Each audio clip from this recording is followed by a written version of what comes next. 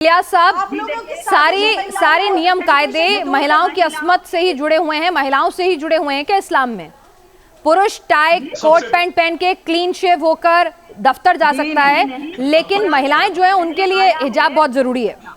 ठीक है, जवाब देने। देखिए, सबसे पहली बात यह है कि रूल्स रेगुलेशंस कुरान हदीस में मर्द के लिए भी है, औरतों के लिए भी है। मर्द के लिए दाढ़ी जरूरी है, पैंचे ऊंचे रखना जरूरी है, क्लीन शेव अगर जा रहा है तो गलत कर रहा है, लड़कियों की तरफ नजर देखकर नजरें नीची करना जरूरी है।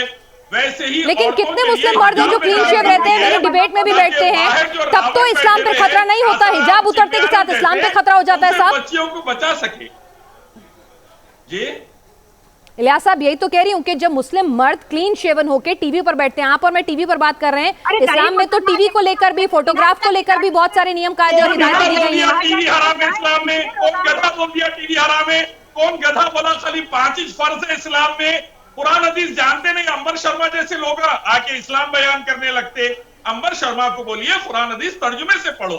तर्जुमे में सिर्फ 5 फर्ज नहीं है, नमाज वगैरह, रोजा वगैरह, हज के अलावा हिजाब भी फर्ज है। सर, तो जो फ्रांस में मुसलमान रहते हैं, ब्रिटेन में जो मुसलमान रहते हैं, जो नीदरलैंड में मुसलमान रहते हैं, जो सुन लीजिए ना, जो चीन में मुसलमान रहते हैं, वो मुसलमान नहीं है क्या? क्योंकि वो तो हिजाब नहीं पहनते, वहाँ तो बुर्का बहन है, वहाँ तो बुर्का बहन है। इलियास साहब, तो वो मुसलमान नहीं है क्या?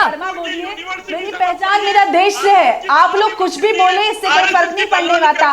आप अपनी पहचान बता रहे हैं कि आप कट्टरपंथ और देशद्रोही हैं, ये आपकी पहचान है। मेरी पहचान मेरे देश से, आपकी पहचान इस देश के विरोध से, आपकी पहचान इसके देश से विरोध से। आप इस देश का विरोध करके ही आप अपना पूरी जिंदगी चलाते हैं, और इस देश का विरोध करते करते आप चले जाएंगे, लेकिन ये देश कहीं नहीं जाने वाला है। आप जो चाहते हैं कि ये देश बट जाए नफरत के आधार पर, आपकी ख्वाहिश का सपना पूरा नहीं हुआ। पाकिस्तान लेकर पेट नहीं भरा, पाकिस्तान लेकर पेट नहीं भरा आपका, जो आप फिर से ध्रुवीकरण फैलाना चाह रहे हैं। यहाँ पर गजरा हिंद का सपना लेकर बैठे हुए हैं और उसको आप पूरा करना चाहते हैं, तो ऐसा बिल्कुल नहीं होने वाला है। आप जितना भी चिल्लाइए, जितना भी मातम कीजिए, ऐसा नहीं होने वाला है। ये जो पूरी आपकी मुहिम है ना, ये कहीं नहीं पहुंचने वाली है। देश की महिलाएं समझ रही है कि आप लोग कौन सी चाल चल रहे हैं, उनको दबाने के लिए, उनको पिछड़ा रखने के लिए। एक मिनट, इलियास शरीफुद्दीन, आप महिलाओं को उनके अधिकारों के बारे में क्यों नहीं बताते? एक सेकंड, इलियास शरीफुद्दीन जी, एक सेकंड। उसी कॉलेजेस में, कई कॉलेजेस में आप देखेंगे कि मुसलमान लड़के दाढ़ी बढ़ा के, टोपी पहनकर, पैजामा पहनकर नहीं जाते हैं, कोट पैंट पहनकर जाते हैं। जो पुलिस की ड्यूटी करते हैं वो भी अपनी यूनिफॉर्म पहनकर जाते हैं, तो तब उनके लिए इस्लाम की कोई दिक्कत नहीं। जैसे ही महिला का हिजाब उतरे तो इस्लाम पर हाय तौबा मच जाती है। क्या इस्लाम को महिलाओं को ही दबाना आता है क्या? कॉलेज में कितने कॉलेजेस में लड़के जो हैं वो दाढ़ी के बिना जाते हैं, टोपी के बिना जाते हैं, पैजामे के बिना जाते हैं साहब। कोट पैंट पहन के जा सकते हैं, पैजामा नेहरू शर्ट पहन के जा सकते हैं, मोदी दाढ़ी के बिना जाते हैं साहब, दाढ़ी के बिना जाते हैं। इस्लाम ने बोला है ना, सबसे पहले मर्दों को भी उनकी नजरें झुकी होनी चाहिए। ऐसे तो झुकेगा नहीं, नाक को पहन के पर्दा लगा देते हैं। हिजाब मर्द के लिए भी है, औरत के लिए भी है, फर्ज मर्द के लिए भी है, औरत। इलियास साहब, मैं वही तो कह रही हूँ, आपकी आवाज तब कहाँ जाती है जब मुस्लिम लड़के क्लीन शेवन होके जीन्स टॉप पहनकर जाते हैं बिना टोपी के, जब तब कहाँ जाते हैं आपकी आवाज? इस्लाम तब खतरे में क्यों नहीं आता? मैं तो आपसे पूछ रही हूँ ना साहब। इलियास शरीफुद्दीन, मुझे जवाब दो ना। आप ही ने कहा था ना शो शुरू होने से बिल्कुल शुरुआत में, महिलाओं के लिए आप इलियास जी, आपने कहा था ना शुरुआत में कि मुसलमानों के लिए भी, मर्दों के लिए भी फर्ज है, मर्दों के लिए टोपी जरूरी है, दाढ़ी जरूरी है। तो एक बात बताइए, कितने लड़के बिना दाढ़ी के और बिना टोपी के कॉलेज जाते हैं, तब इस्लाम पे खतरा नहीं होता? चाहे शायरा वालों की आवाज हो, आपको महिलाओं की आवाज नहीं नजर आती। आए दिन आप महिलाओं के विरोध सड़कों पर उतर आते हैं। जब देखिए महिलाओं के विरुद्ध, इस देश के विरुद्ध आप सड़कों पर नजर आते हैं। आप अपनी जिम्मेदारी क्यों नहीं लेते इस देश के प्रति? आपको इस देश से चाहिए सब कुछ, लेकिन इस देश के प्रति जिम्मेदारी निभाना आपको नहीं आता। ठीक है, एक सेकंड, इलियास शरीफुद्दीन जी, आराम से सुनिए, मैं आपको आराम से, आप बड़े इस्लामिक स्कॉलर हैं, आप बड़े इस्लामिक स्कॉलर हैं, निश्चित तौर पर मैं चाहती हूं कि आप मेरे शो पर आके कम से कम इस्लाम महिलाओं और पुरुषों में भेदभाव करता है ये मैसेज नहीं देना चाहते होंगे। इस्लाम बहुत ही रसूखदार एक बड़ा धर्म है जिसकी मैं, आप सब तहे दिल से इज्जत करते हैं, ठीक है? मुझे पूरा यकीन है कि इस्लाम अपने बेटे और बेटी में फर्क नहीं करता होगा। बराबर, बेटी को ज्यादा वो रुतबा है, बेटी को ज्यादा तरजीह देता है ना। तो मैं एक मिनट सुनिए ना, मैंने ऐसी हाय तौबा मचती हुई तब नहीं देखी जब इस्लाम का बेटा अपने नियम कायदों के अलहदा अपनी दाढ़ी हटाकर, अपनी टोपी हटाकर कॉलेज जाए या पार्टी करे या अपनी निजी जिंदगी में जाए या पढ़ने जाए, कहीं भी जाए, तब कोई हाय तौबा नहीं होती। लेकिन इस्लाम की बेटी अगर हिजाब ना पहने तो ये हाय तौबा है। तो ये कौन से आपके डबल स्टैंडर्ड नहीं है साहब? इलियास साहब, मैंने आपसे बहुत प्यार से बात की, आप इस्लामिक स्कॉलर हैं और मैं चाहती हूं आप सच बताएं। यकीनन दुनिया ये नहीं चाहेगी कि इस्लाम बेटी और बेटी में फर्क करता है। अगर इस्लाम हिजाब उतरने से अगर खतरे में आता है तो टोपी और दाढ़ी से भी क्यों नहीं खतरे में आता है? क्योंकि वो पुरुष पहनता है। खतरे में नहीं है इस्लाम। इस्लाम किसी के बाप का नहीं करता जी।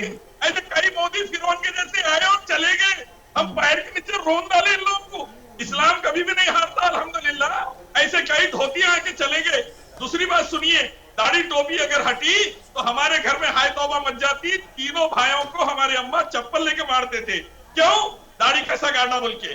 हमारे पास हिजाब उतरा बहन का, बड़ी बहन का, अम्मा चप्पल लेके मारते थे। क्यों? हाँ, तो वही तो मैं कह रही हूँ, कॉलेज में लड़के जाते हैं तब कोई नहीं, आप तब कोर्ट में नहीं जाते कि विचारों की अभिव्यक्ति है, इस्लाम का हनन है, इस्लाम के साथ गलत हो रहा है, तब तो आप नहीं कहते साहब। दाढ़ी टोपी में जाए, लड़कियां हिजाब में जाए, हम 25 साल से आवाज उठा रहे हैं। हम ये कह रहे हैं दोनों रूल्स फॉलो करें, लड़के भी फॉलो करें, लड़कियां भी फॉलो करें। लड़कियों की इज्जत महफूज रहे, लड़के भी डिग्निटी और ऑनर के साथ रहे। अच्छा ठीक है, एक सवाल और था इलियास साहब, ठीक है, आपने कह दिया दोनों के लिए बराबर है। अगली बार आप लड़कों के लिए भी ऐसी सड़कों पर निकलेंगे और कहेंगे कि जो लड़का जो है वो क्लीन शेवन है और बिना टोपी के है। चलिए, ये बात मैं रिकॉर्ड करके रखूंगी ताकि मेरे यहाँ पैनल पे जो क्लीन शेवन मुस्लिम बैठते हैं ना उनको सुनवाऊंगी। अच्छा सुनिए ना इलियास साहब, क्या अगर एक लड़की सर्जन बन जाती है, पुलिस इंस्पेक्टर बन जाती है, आईपीएस ऑफिसर बन जाती है, मुस्लिम लड़की, काबिल है, उनमें हिम्मत है, अल्लाह का दिया हुआ उनके पास सब कुछ है, तो जरा ये बता दीजिए बुर्का और हिजाब पहनकर वो ऑपरेशन करेगी?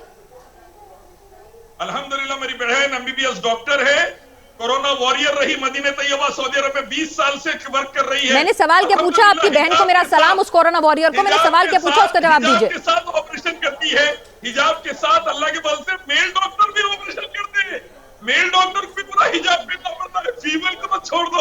हाँ, बुर्का लगा के जाली में से देखती है और ऑपरेशन करती है साहब। अगली बार है ना ऐसे ही करती है ना, अस्पताल का पता दे दीजिएगा। शानदार है ना, बुर्का पहन के जालीदार, और हाथ में कहीं वो जाली वाले पूरे दस्ताने तो नहीं पहन लेती साहब? स्कार्फ पहनकर अल्हम्दुलिल्लाह 20 साल से बेहतरीन इलाज भी कर रही है। अच्छा चलिए, शाइना एनसी यहाँ पर ये कह रहे हैं कि भाई जब हिंदुओं के प्रतीक चिन्ह नहीं उतरवाए जाते, अगर मंगलसूत्र नहीं उतर रहा टीचरों का, अगर उनकी बिंदी नहीं उतर रही है, अगर उनकी लिपस्टिक नहीं पूछ रही है, तो भाई बुर्का क्यों उतार रहे हैं?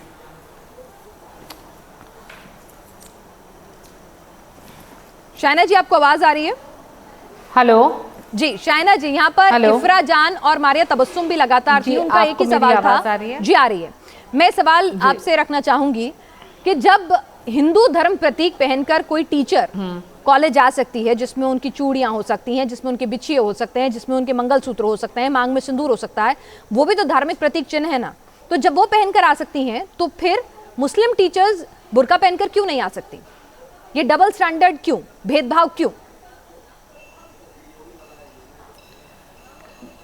देखिए, सबसे पहले तो ये समझ लीजिए कि आप हिजाब आपके घर में पहन सकते हैं, आपके मदरसा में पहन सकते हैं, जो आप एक गवर्नमेंट इंस्टीट्यूट या प्राइवेट इंस्टीट्यूट पे जाना चाहते हैं, जहां लिखित रूप में कहा जाता है कि इक्वालिटी, और इक्वालिटी के साथ साथ हमें देखना है कि हमारे जितने भी बच्चे हैं उनको एक इक्वालिटी के साथ साथ यूनिफॉर्म रूल्स को फॉलो करना चाहिए।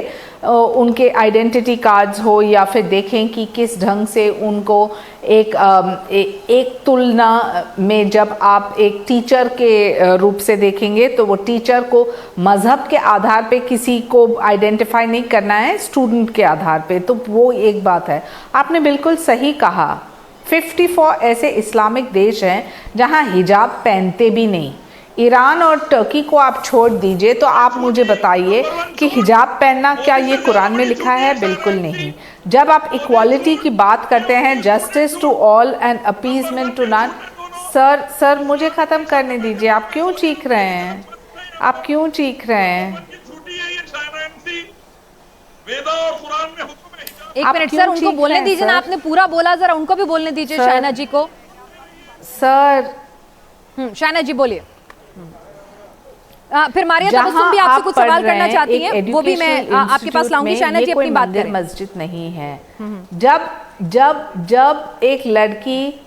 जब एक लड़की पायलट बनती है या अस्पताल में काम करती है या पुलिस फोर्स में काम करती है, क्या वो हिजाब पहनती है?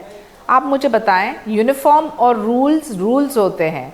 जब आदरणीय कोर्ट, हाई कोर्ट केरला में, मद्रास में, सुप्रीम कोर्ट ने स्वयं 2015 तक कहा कि हिजाब is not part of a costume that anyone needs to wear in an educational institute, fundamental rights की आप बात करते हैं, तो आप सिर्फ अपीजमेंट की राजनीति क्यों करना चाहते हैं?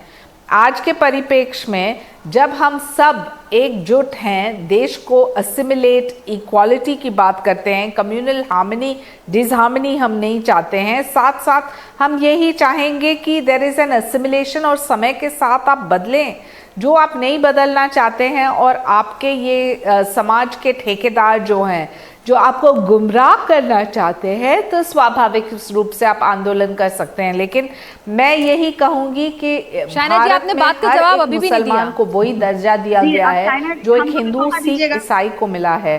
और एजुकेशनल मारिया कुछ कहना चाह रही, मारिया तबस्सुम। जी शायना जी, पहली बात तो आपसे मैं ये बता दूं कि अभी आपने कहा है कि कोई लड़की हिजाब पहनकर क्या सर्जन बन सकती है, क्या वो पहनकर आर्मी में जा सकती है? बिल्कुल जा सकती है, क्योंकि हमारे प्रधानमंत्री जी यूएसए से बहुत इंस्पायर्ड हैं। वो गए थे ना ट्रम्प की कैंपेनिंग करने के लिए, अब की बार ट्रम्प की सरकार उन्होंने कहा था, तब उन्होंने वहां देखा होगा कि हिजाब पहनकर बच्चियां उनकी सिक्योरिटी में भी ठहरी थी। वहां पर हिजाब पहनकर वहां पर पुलिस होती है अमेरिका में। मैं खुद अमेरिका में रहकर आई हूँ, मैं पढ़ी हूँ वहां पर। शायद अगर आप नहीं गए तो आप जाकर देख लीजिएगा। कॉलेज में, फ्रांस में बुर्का भी बैन है, तो आप कैसे गई फ्रांस? नहीं तो आपने नहीं, ये मैं आपको कहती हूँ कि हमारे प्रधानमंत्री तो अमेरिका से बहुत इंस्पायर्ड थे, वो गए थे अमेरिका। क्या आप ये बताइए क्या वो नहीं गए थे? हाउडी मोदी वो हुआ था ना प्रोग्राम, जब वो ट्रम्प के लिए कैंपेनिंग कर रहे थे। चलिए, हम शहर भी वहां जाएंगे, नौकरी भी वहां करेंगे, जो हमें सूट करता हो।